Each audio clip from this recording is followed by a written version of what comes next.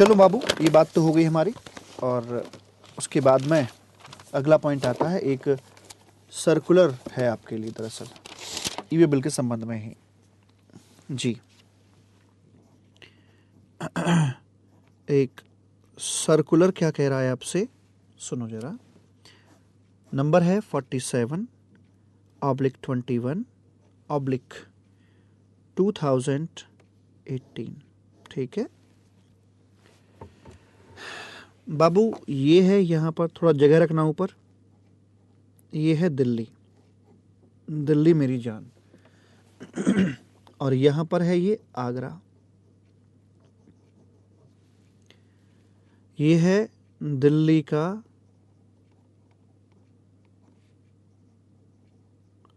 Railway station. और ये है यहाँ पर आगरा का railway station.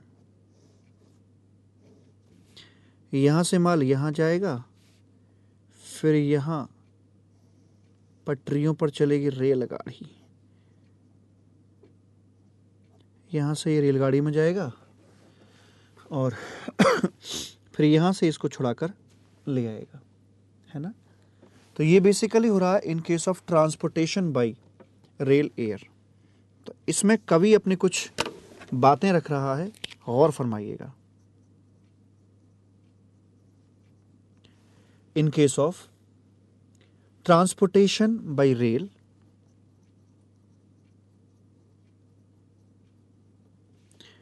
Transportation by rail, air vessel,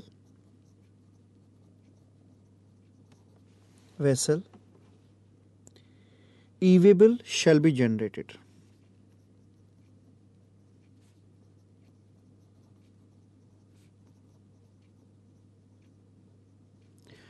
E-way bill shall be generated by supplier oblique recipient.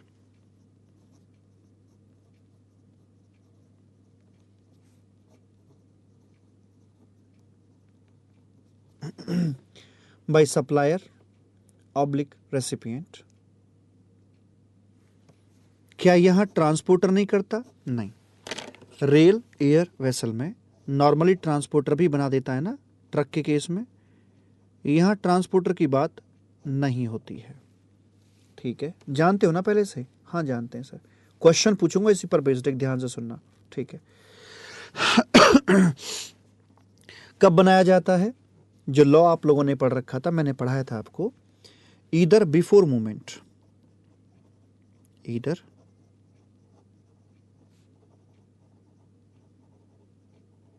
Before movement और आफ्टर मूवमेंट।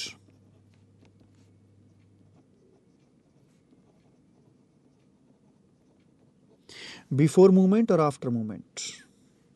पर आफ्टर मूवमेंट में how much delay? Max to max कितना डिले हो सकता है भाई? मूवमेंट के बाद या मूवमेंट से पहले, है ना, कभी बना सकते हो आप।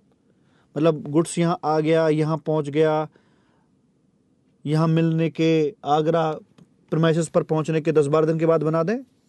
नहीं, इतना भी डिले नहीं। फिर कितना डिले? अब ध्यान लगाइएगा, इन्होंने ये कह रखा है कि delivery of goods will be available to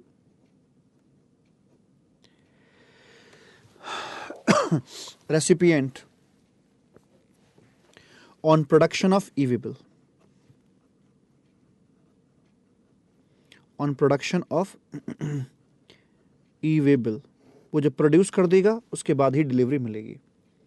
मतलब ये कि आप पहले कर दो तो अच्छा है। वैसे पहले कहाँ हो पाएगा बाबू, उसकी डिटेल भी तो आएगी ना। मतलब जब लोड वोड हो रहा है, अभी मूवमेंट शुरू नहीं हुआ है, यहाँ बन सकता है भाई। इसकी भी तो डिटेल आती है ना, ट्रांसपोर्ट की, कौन रेल में कहाँ कैसे, कौन से नंबर की ट्रेन, है ना, सारी डिटेल आती है उसमें।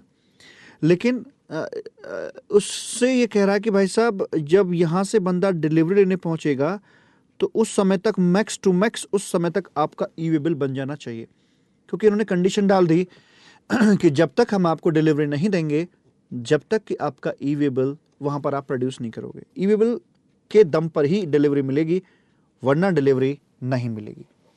अब सर्कुलर के अंदर जो क्वेश्चन पूछा गया है वो यही तो पूछा गया है। क्वेश्चन पूछा गया था जो सर्कुलर आपका आया है, जो अमेंडमेंट जिसकी मैं बात कर रहा हूँ, ये तो बैकग्राउंड थी जो मैंने आपको ऑलरेडी पढ़ा रखी है। वो ये कह रहा है कि भाई e way bill not produced, e way bill not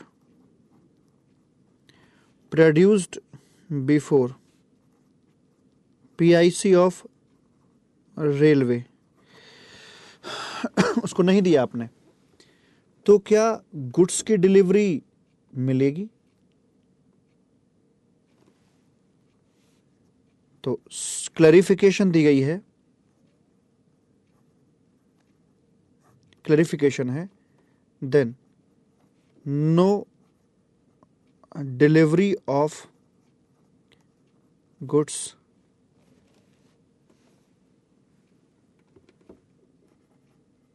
will be made. कोई डिलीवरी नहीं दी जाएगी, that is goods will not be delivered, that is goods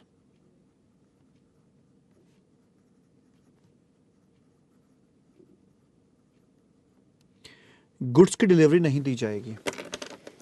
ये बात तो बाबू हम पहले से ही जानते थे, तो सर्कुलर ने बेसिकली हमारा कोई वैल्यू एडिशन नहीं किया है, ये बात हमें पहले से अच्छे से जानते थे। This is the part of circular जो कि एक अमेंडमेंट के तौर पर आपको बताया जा रहा है। ठीक है, कोई बड़ी बात नहीं ना सर। चलो, इसी सर्कुलर का एक और हिस्सा आता है, वो भी हम आपसे पूछ लेते हैं, जवाब दीजिएगा, अच्छा लगेगा हमें। पलट दूं पेज, पलट दूं? Yes sir.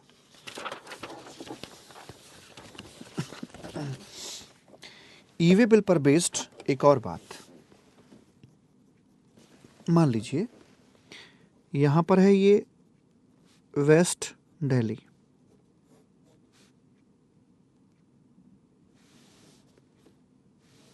और यहां पर है ये ईस्ट दिल्ली।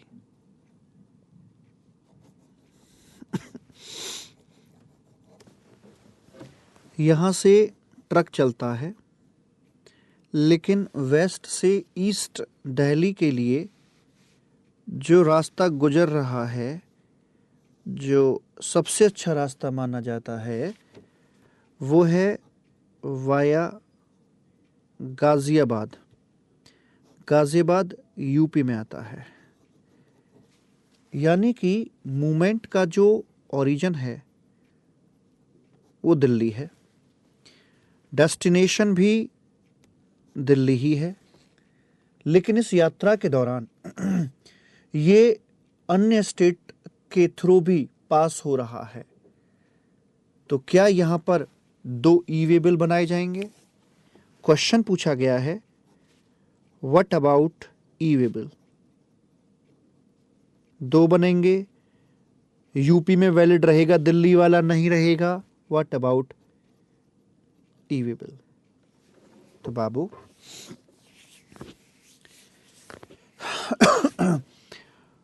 आंसर है, क्लैरिफिकेशन है, 1 e way bill will remain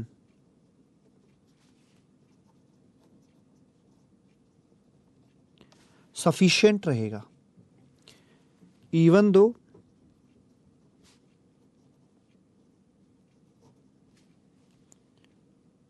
goods moving through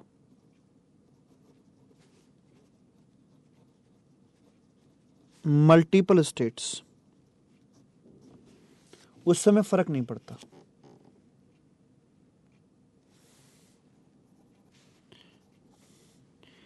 E-way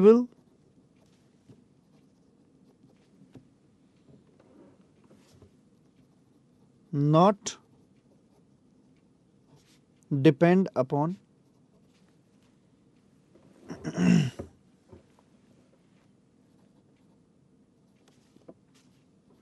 whether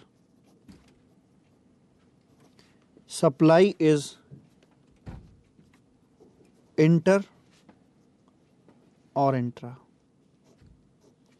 आप यूपी में बना दो, यहां से माल जा रहा है, ठीक है, ई-वे बिल यहां जनरेट हो गया।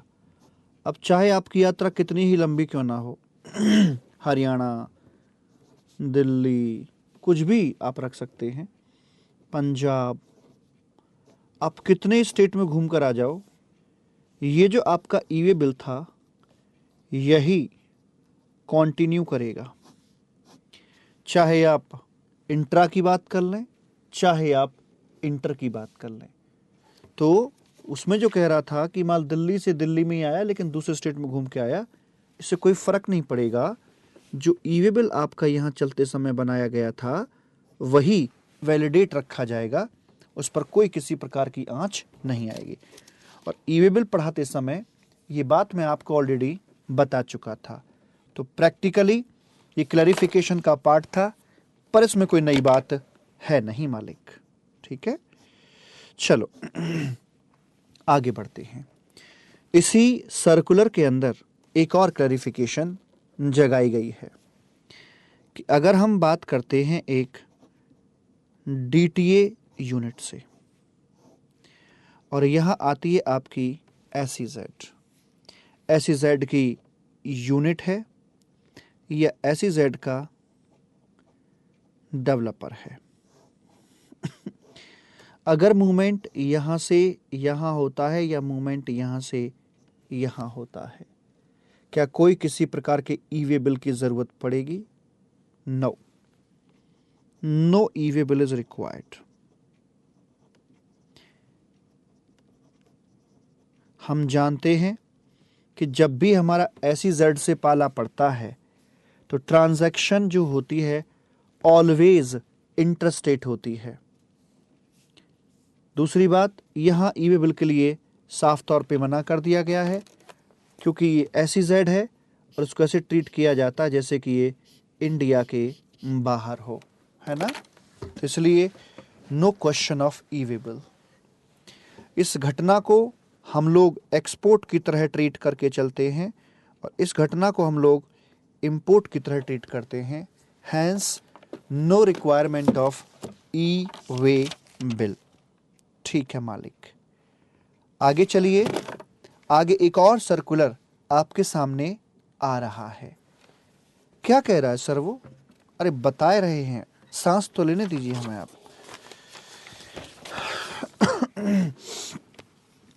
यहां पर है circular number 61/35/2018। E-way bill in case of e-way bill in case of storing of goods,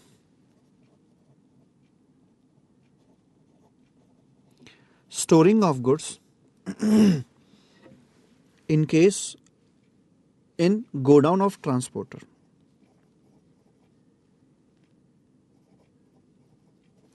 in godown of transporter. कहानी तो बहुत लंबी चौड़ी दे रखी है इसमें, पर हम आपको बिल्कुल सिंपलेस्ट वे में बताते हैं।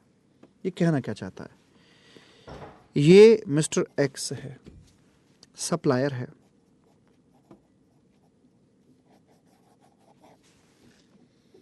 और ये यहां पर मिस्टर वाई है, रेसिपिएंट है। यहाँ पर ट्रांसपोर्टर का परमिसेस है और ट्रांसपोर्टर का यहाँ पर एक वेयरहाउस या गोदाम भी है।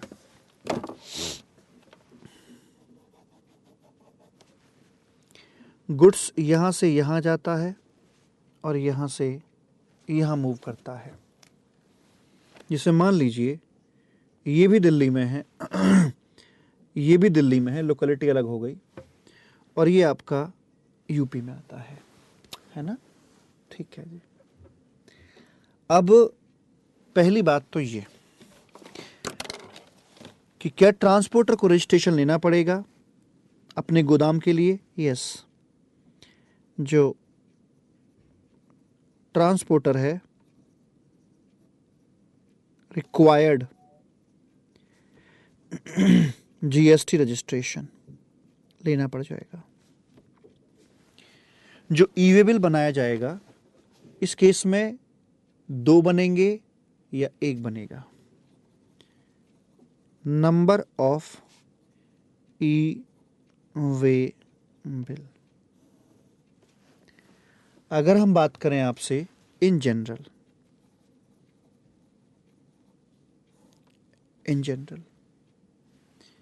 अच्छा, एक तो रजिस्ट्रेशन कराएगा एंड मेंटेन करेगा books of account of party also. जिस पार्टी का माल इसके गोदाम में है उसके संबंध में भी अच्छे खासे बुक्स ऑफ अकाउंट इसको मेंटेन करने पड़ेंगे। सॉरी। तो इन जनरल जो ई वे बिल बनाया जाएगा, अगर मैं इसको नाम दे दूं यहां पर दिल्ली वेस्ट, इसको नाम दे दूं Delhi east, Delhi west, Delhi east और यूपी। तो ई वे बिल जो बनेगा दिल्ली वेस्ट से लेकर टू बनाया जाएगा यूपी तक। पूरे इस जर्नी को कवर अप करने के लिए ई वे बिल बनाया जाएगा। बट अनदर रिक्वायरमेंट,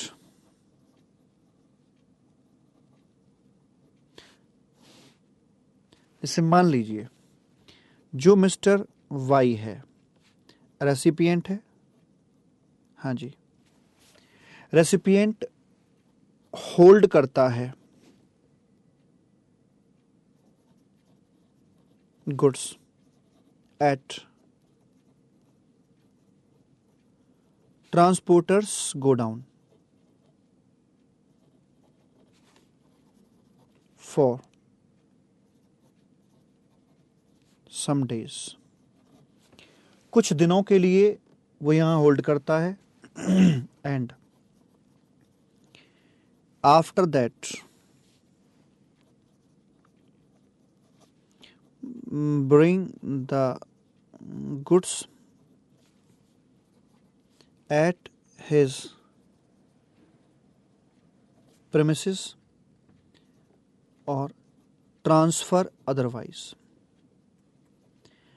फिर वहां से 2-4 दिन बीत जाने के बाद या तो अपने यहाँ ले आता है या वहां से कहीं और भिजवा देता है किसी कस्टमर वगैरह को। पॉसिबल है ना?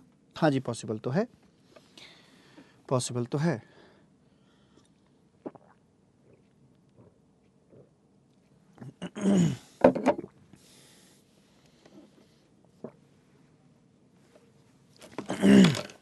In such case,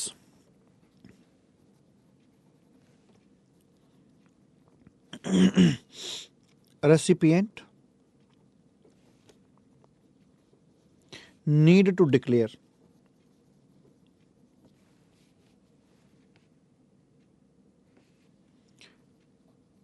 such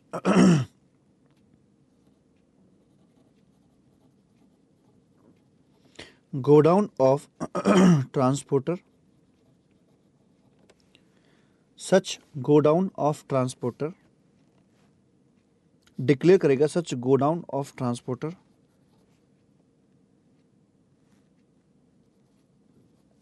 to department as his additional place of business. अगर वो ऐसा करता है तो रेसिपिएंट आदमी को ये गोदाम दिखाना पड़ेगा, बताना पड़ेगा as additional place of business, कि ये मेरा अतिरिक्त प्लेस ऑफ बिजनेस है, जहां से मैं माल सप्लाई करता हूं या जहां पर मैं रिसीव करता हूं, वो मेरा एडिशनल प्लेस ऑफ बिजनेस में आ जाता है। Now what about e way bill? Now what about e way bill? उसका क्या सिनेरियो रहेगा? अगर माल दिल्ली वेस्ट से पहले ट्रांसपोर्टर के गोदाम में जाता है, कुछ समय ठहरने के बाद फिर वो आगे यूपी जाता है, तो ईवेबल, तो एक प्रकार से ईवेबल के पॉइंट ऑफ व्यू से जर्नी दो हो गई ना। भले ही ये ट्रांजैक्शन एक है, भले ही ये ट्रांजैक्शन एक है, माल इसने इसको बेचा, लेकिन यहां तक लाने में इसने टाइम लगा दिया। इनवॉइस तो एक ही कटेगा, लेकिन ये जर्नी दो बन गई, एक यहां से यहां तक की और एक यहां से यहां तक की। तो इसके अंदर क्या होगा कि फर्स्ट पहला जो ईवेबल बनेगा वो दिल्ली वेस्ट से बनाया जाएगा दिल्ली ईस्ट के लिए, है ना? Yes sir. और जो दूसरा ईवेबल बनेगा दूसरी यात्रा की शुरुआत में, वो दिल्ली ईस्ट से बनाया जाएगा टू यूपी के लिए। प्रेम से बोलेंगे राधे राधे। सिंपल निचोड़ ये है आपके इस सर्कुलर का 61/35/2018।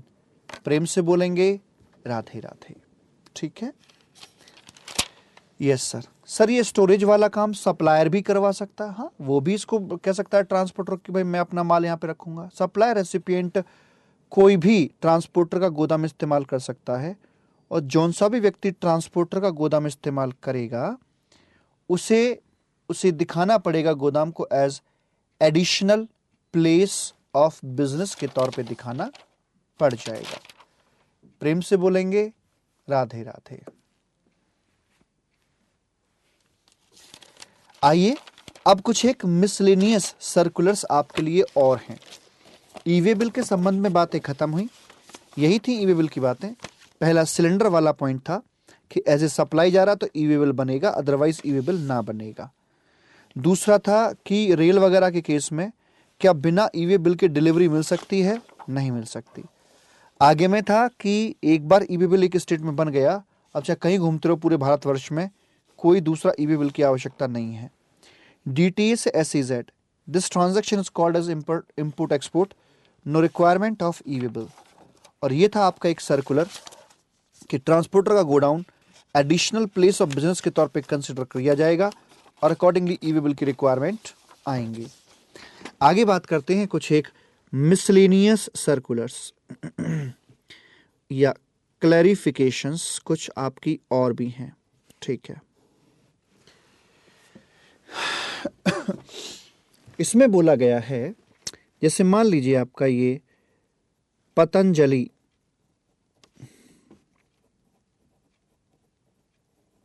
योगपीठ, ठीक है? आपने देखा होगा यहां योगा के कैंप्स लगते रहते हैं। मैं भी सोच रहा हूं कुछ 10-12 दिन का लगता है। उनका ना उसे बोलते हैं रेजिडेंशियल प्रोग्राम बोलते हैं उसको, हरिद्वार में क्या बोलते हैं उसे? बोलते हैं वो रेजिडेंशियल प्रोग्राम बोलते हैं। मतलब वहां आपको डेली योगा क्लासेस भी आपकी चलेंगी, बाबा जी कराएंगे आपको, प्लस आपको वहाँ रेजिडेंस मतलब रहने की भी सुविधा है, फूडिंग लॉजिंग एटसेट्रा सारा का सारा। वहाँ आपको खाना पीना भी दिया जाएगा, मतलब पूरी मौज है भाई साहब। एक कंप्लीट पैकेज आपको वहाँ पर बना कर दिया जा रहा है। तो इस घटना पर GST लगेगा या नहीं लगेगा? देखो, खाने पीने के अपने अलग नियम हैं, लगता है इस पे GST, है ना? और बाबू रहने का भी अपना एक अलग है, वो 1000 रुपये तक वाली बात, 1000 रुपये से नीचे तक का तो नहीं, तो वरना ऊपर लगेगा। योगा क्लासेस जो हैं वो आपकी पहले ही पॉइंट में एग्जेम्प्ट हो जाती हैं। तो ये है आपकी एक कंबाइंड एक्टिविटी। ठीक है? बंडल है ना कितने पैसे लिए गए? मान लो 15,000 रुपये लिए गए हैं फॉर 1 वीक या फॉर 10 डेज। 10 दिनों के लिए आपसे इतना पैसा लिया गया है, 15,000 रुपये। तो आपको यही बताना है कि घटना पर जीएसटी लगेगा या नहीं लगेगा। ये बाबू एक प्रकार से ना नेचुरल बंडलिंग है, ये कंपोजिट सप्लाई है। और इस कंपोजिट सप्लाई के अंदर जो आपकी प्रिंसिपल सप्लाई है, जो प्रिंसिपल एक्टिविटी है, वो है योगा या स्पिरिचुअलिटी, जो भी है योगा है प्रिंसिपल एक्टिविटी। तो हम इस पूरे बंडल को योगा में क्लासीफाई करके चलेंगे, कर लो, और इसके ऊपर जीएसटी नहीं लगाया जाएगा। एग्जम्पशन का सीरियल नंबर पहला ही इसको एग्जेम्प्ट कर देता है। सर अगर यही सर्विसेज तोड़ कर दी जाए तो, इफ ऑल अबव सर्विसेज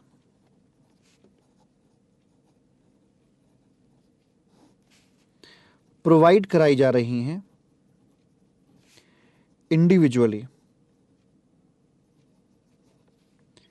तो फिर क्या करोगे?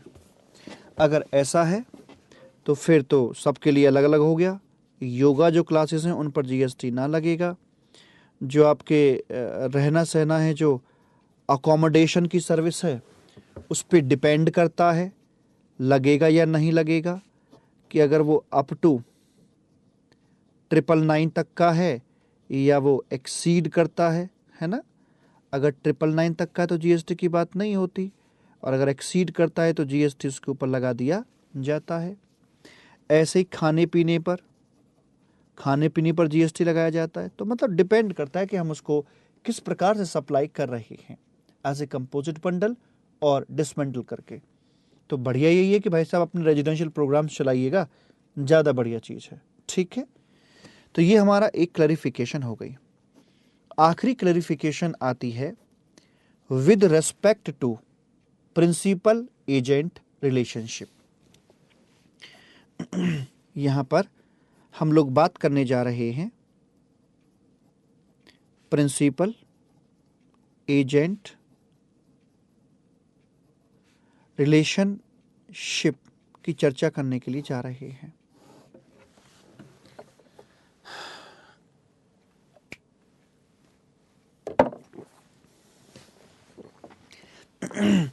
हम इतना जानते हैं कि अगर यहां पर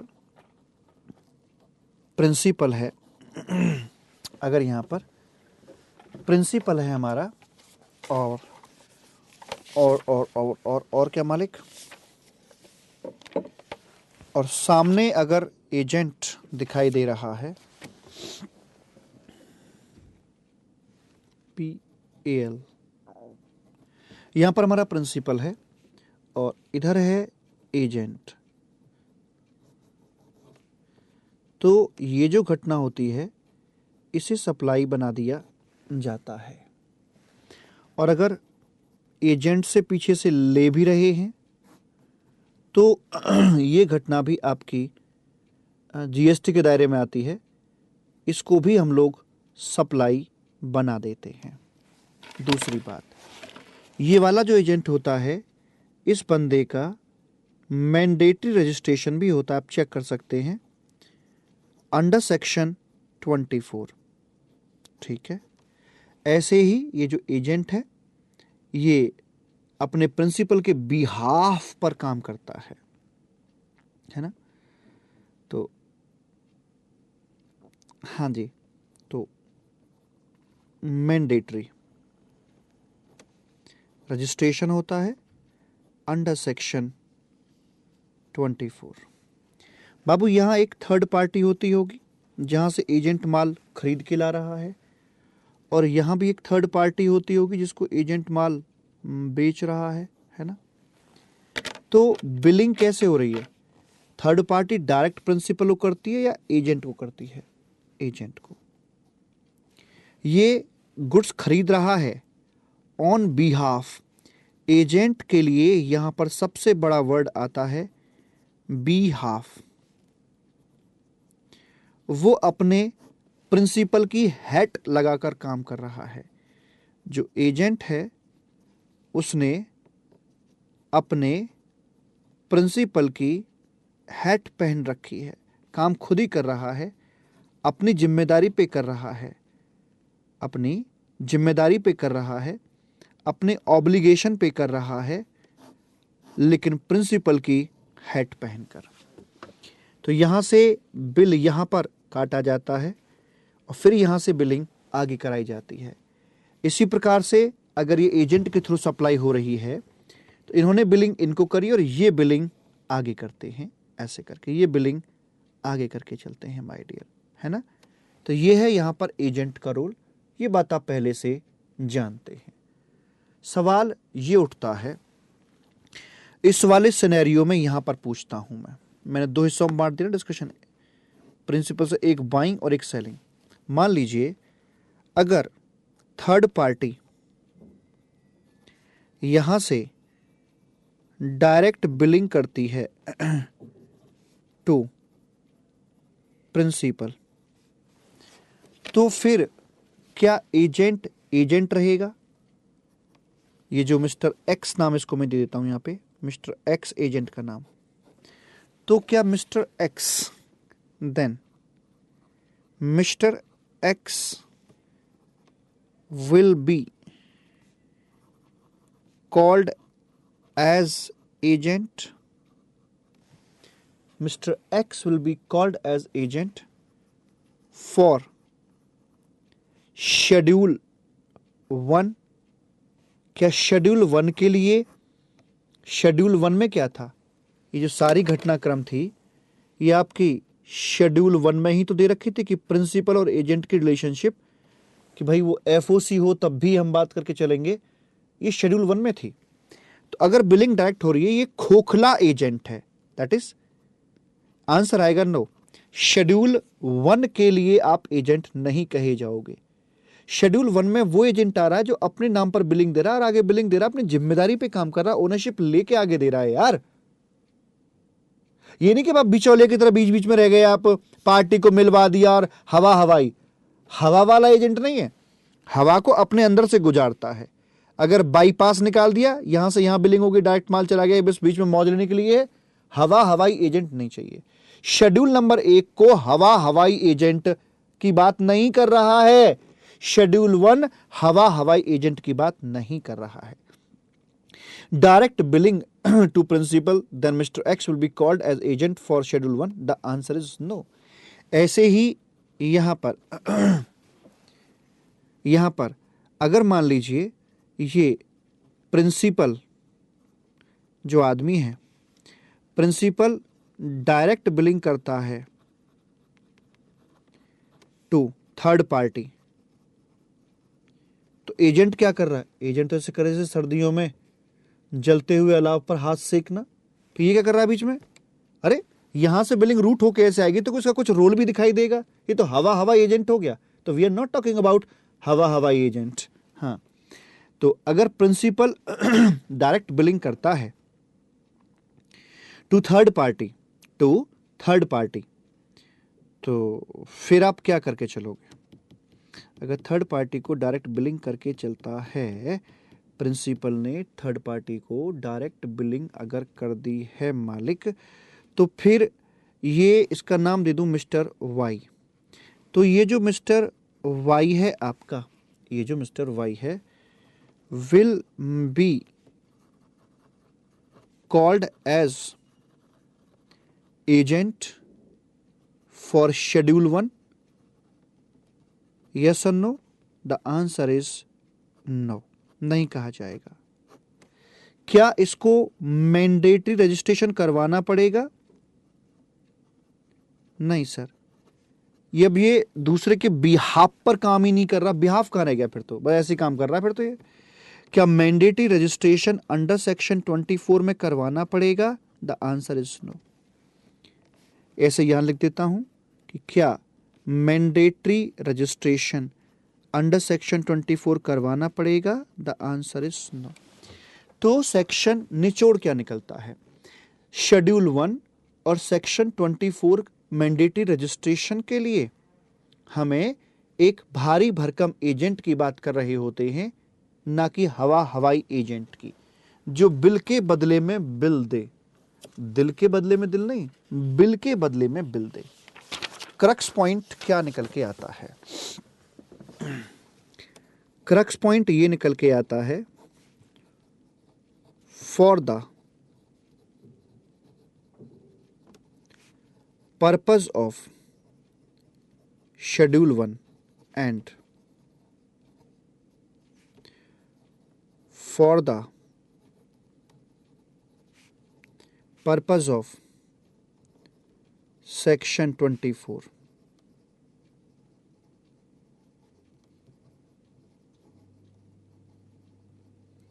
mandatory registration. For the purpose of section 24 mandatory registration. Schedule 1 में क्या बोलता था कि एजेंट है और उसका ये प्रिंसिपल है, तो इनके बीच में जो घटना है इसे सप्लाई मान लिया जाएगा। तो इस पर्पस के लिए एजेंट जो बोला गया है, और यहाँ भी बोलते थे मैंडेटरी रजिस्ट्रेशन ऑफ एजेंट होगा। तो यहाँ जो एजेंट है उसके मायने क्या हैं? जो एजेंट है उसके मायने क्या हैं? तो वी नीड भारी भरकम एजेंट। भारी भरकम एजेंट हम इसकी यहाँ पर आवश्यकता है भारी भरकम एजेंट की, दैट इज जो बिल ले एंड बिल दे, बिल ले और बिल दे, ऐसे करके, है ना, जो अपने अंदर से गुजारे बिल को, नॉट हवा हवाई, ना कि हवा हवाई एजेंट। इन्होंने 2-3 सिनेरियो सर्कुलर के माध्यम से बताए हैं और पूछा है आपसे कि जरा बताना इसमें क्या होगा, तो आप आंसर दे दीजिएगा। पहला जो सीन इन्होंने बना कर दिया है, सिनेरियो नंबर 1, कहते हैं कि यहाँ पर मिस्टर बी है, जो सर्कुलर में वर्डिंग्स इस्तेमाल की गई हैं मैं वही बता रहा हूँ आपको, और यहाँ पर मिस्टर ए करके है, मिस्टर बी और मिस्टर ए हैं, ये मिस्टर सी है, ये आदमी यहाँ पर प्रिंसिपल है। इसको एजेंट की बात के लिए बोल रहे हैं कि ये एजेंट है जी। मिस्टर ए ने अप्रोच किया इनको कि साहब कुछ गुड्स चाहिए,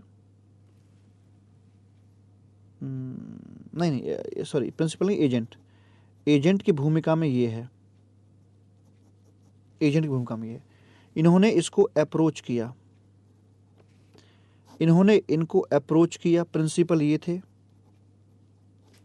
इन्होंने इनको अप्रोच कर दिया और इन्होंने गुड्स और उसका bill plus invoice direct third party को दे दिया। ठीक है, तो क्या मुझे बताइए बाबू, यहाँ पर जो आपका ये एजेंट है, यहाँ पर जो आपका एजेंट है, agent is agent for schedule number 1, the answer is no. क्या इस बंदे का रजिस्ट्रेशन कहाँ होगा? इसका रजिस्ट्रेशन होगा अंडर सेक्शन 22, जब इसका जो कमीशन होगा वो 20 लाख या 10 लाख को क्रॉस करेगा, ना कि इसका मैंडेटरी रजिस्ट्रेशन होगा। ठीक, इन्होंने दूसरा सिनेरियो बनाकर दिया है, क्वेश्चन बनाकर दिया है और आपसे पूछा है कि जरा अब बताना अब क्या होगा। यहाँ पर है XYZ और यहाँ है मिस्टर बी करके, और यहाँ पर है एक, मान लीजिए एक बायर आदमी है, बायर आदमी है। तो इन्होंने इसको अप्रोच किया और इन्होंने इसको यहाँ अप्रोच किया, या ऐसे कहूँ बात को मैं, इन्होंने इसको बोला, ऐसे बोलेंगे, इन्होंने इसको अप्रोच किया और इन्होंने इस बार इनको सेलिंग एजेंट की कैपेसिटी में इनको अप्रोच किया। ये प्रिंसिपल आदमी और यहाँ पर ये आओगे अपने, मान लीजिए एजेंट है, और फिर एक ऐसे निकल के आती है बात। तो जो गुड्स था वो भले ही यहाँ से जाए या वहाँ से जाए, उससे फ़र्क नहीं पड़ता, वो बिल टू शिप टू भी बन सकता है। जो मेन क्राइटेरिया है वो बिल टू यहाँ हुआ और एक बिल टू यहाँ के लिए कर दिया जाता है। तो ये जो एजेंट आपको दिख रहा है, क्या ये शेड्यूल 1 के अंदर फॉल करेगा? यस, ये जो एजेंट आप देख रहे हैं ये आपका शेड्यूल 1 के अंदर फॉल करेगा। इसका मैंडेटरी रजिस्ट्रेशन होगा। यस, मैंडेटरी रजिस्ट्रेशन करवाया जाएगा अंडर सेक्शन 24। जो सिनेरियो 3 और 4 दे रखे हैं उनको मैं पहले ही आपको बता चुका हूँ। इवन सिनेरियो 1 और 2 की भी बात हमारी हो चुकी है। सबसे बड़ा क्रक्स ये निकल के आता है आपके लिए कि शेड्यूल 1 और सेक्शन 24 के लिए जो एजेंट का मतलब है वो वाला एजेंट है जो बिल देकर बिल आगे बिल लेकर देता है या देकर लेता है, बाइंग एजेंट या सेलिंग एजेंट जो बिल के थ्रू रूट होकर चलता है, ना कि हवाई एजेंट। और ये उसका पूरा स्ट्रक्चर मैंने बता दिया कि we want this route. Buying agent के लिए यहाँ से यहाँ और यहाँ से यहाँ, सेलिंग एजेंट के लिए यहाँ से यहाँ, यहाँ से यहाँ। अगर डायरेक्ट बातें होती हैं तो फिर ये आपका प्रोविजन एप्लीकेबल नहीं होगा, शेड्यूल 1 का भी एप्लीकेबल नहीं होगा और ना ही सेक्शन 24 की हम लोग यहाँ पर बात करके चलेंगे। तो ये कुछ थी संदीप भैया आपके लिए एक प्यारी सी कुछ एक अमेंडमेंट्स थी जीएसटी के अंदर। आई होप कि आपको ये बातें प्रॉपरली समझ में आई होंगी। मैं एक रिक्वेस्ट करना चाहता हूँ, जितने भी यहाँ पर ये लोग आप मुझे सुन रहे हैं, आपने जो भी नोटिंग करी होगी, ये आपको लगता है कि आपकी नोटिंग काफ़ी अच्छी है, साफ सुथरी है, तो आप अपनी तमाम नोटिंग का शुरू से लेकर एंड तक की जितनी भी नोटिंग है वो कंप्लीट नोटिंग को स्कैन करके आप मुझे मेरे व्हाट्सएप नंबर पर भेज देंगे। फिर मैं उस नोटिंग को जनहित में शेयर कर दूंगा, उस नोटिंग को जनहित में शेयर कर दूंगा, ताकि जो बच्चे के पास इतना भी समय नहीं है आएंगे। देखो बच्चों के फ़ोन तब भी आते हैं, कल एग्ज़ाम है और आज पूछते हैं, एक दिन पहले पूछते हैं कुछ अमेंडमेंट्स भी हैं क्या, तो मैं उससे बोलता हूँ कि हाँ भैया हैं तो सही, एक बार देख के चला जा, अच्छा होगा, भला हो जाएगा, तो और बच्चों का भी भला हो जाए। तो ये सारे के सारे ना जो हैंड रिटन है बेसिकली अपने, तो जिनका साफ सुथरा है वही भेजें ताकि हर कोई उसको समझ सके और पढ़ सके, कंप्लीट हो और साफ सुथरा हो, वो भेज दें। नंबर आपको मेरा पता ही होगा 9810012161। और जब भी आप मुझे ये भेजें तो उसमें टाइटल ये लिख जरूर देना, अमेंडमेंट मई 2019 एग्ज़ाम, क्योंकि जैसे बहुत सारे मैसेज आ जाते हैं तो मैं इस नाम से सर्च कर लूँगा व्हाट्सएप पे जो आप मुझे, हाँ, और स्कैन, एक शब्द और जोड़ना, स्कैन, ठीक है, स्कैन, ये शब्द जरूर जोड़ना। मैं स्कैन के नाम से सर्च करूँगा अपने व्हाट्सएप पे तो मुझे मिल जाएंगे। तो ये काम जरूर कीजिएगा। थोड़ा काम मैंने किया क्लासेस डालकर और थोड़ा काम आप करिएगा। मेरी राइटिंग इतनी अच्छी नहीं है, मुझे लगता है, जो सबको समझ में आ जाए प्रॉपर्ली। वैसे आ तो जानी चाहिए, आपको समझ में आई तो उनको भी समझ में आएगी, लेकिन मैं चाहता हूँ कि आपके हाथ के लिखे होने चाहिए, ठीक है ना। तो इन्हीं कामनाओं के साथ मैं आपसे अब विदा लूँगा और ये चाहूँगा कि राधा रानी की कृपा सदैव आपके और आपके परिवार के ऊपर बनी रहे। सब कुछ उसी की कृपा से होता है। खूब सारी मेहनत करो, खूब अच्छे से काम करो और रिजल्ट की चिंता बिल्कुल मत करो, वो संभाल लेगी अपने आप राधा रानी, ठीक है, thank you so much, wish you all the very best. और रिविजनरी वीडियोस हम सीए इंटरमीडिएट और सीए फाइनल दोनों के लिए रिविजनरी वीडियोस लेके आएंगे। सीए फाइनल के revisionary videos based on this book, compact book, और सीए इंटरमीडिएट के लिए एक समरी बुक प्लस एमसीक्यू मैंने लॉन्च करी है, उसके मुताबिक हम बात करके चलेंगे। ठीक है जी। और जो भी किताबें वगैरह अगर आप खरीदना चाहें तो बाय टेस्ट सीरीज नाम की वेबसाइट है, उससे खरीद सकते हैं। और एक मेरी अपनी खुद की वेबसाइट भी है, AEPL करके आपको मिल जाएगी, सर्च कर सकते हैं आप, वहाँ से भी ऑर्डर कर सकते हैं किताबें। AEPL करके वेबसाइट है। और एल्डाइन पर भी साइट में कुछ दिक्कत चल रही है थोड़ी सी, एल्डाइन की वेबसाइट से भी आपकी ऑर्डर करी जा सकती हैं। ठीक है, मतलब आप देख सकते हैं, कहीं भी आप ढूंढेंगे तो किताबें आपको मिल जाएंगी। तो thank you so much, wish you all the very best. MCQ की बुक अवेलेबल है मार्केट के अंदर, सीए फाइनल के लिए भी और सीए इंटरमीडिएट की भी। सीए इंटरमीडिएट की जो एमसीक्यू बुक है, एमसीक्यू प्लस समरी है, और सीए फाइनल की एमसीक्यू बुक इंडिपेंडेंट है। ठीक है, तो मार्केट में सीए फाइनल की 3 किताबें मौजूद हैं, कॉम्पैक्ट बुक, क्वेश्चन बैंक मतलब क्वेश्चन आंसर बुक जो डिस्क्रिप्टिव क्वेश्चन है, एंड एमसीक्यू की बुक। और सीए इंटरमीडिएट के लिए समरी प्लस एमसीक्यू बुक। और आपको कई जगहों पर आपके मिल सकते हैं, एल्डाइन की वेबसाइट पर, AEPL की वेबसाइट पर, बाय टेस्ट सीरीज वेबसाइट पर, पूजोला हाउस पर जाकर आप हार्ड कॉपी वहां से भी ले सकते हैं। तो इन्हीं सभी कामनाओं के साथ में धन्यवाद, बाय बाय, टाटा।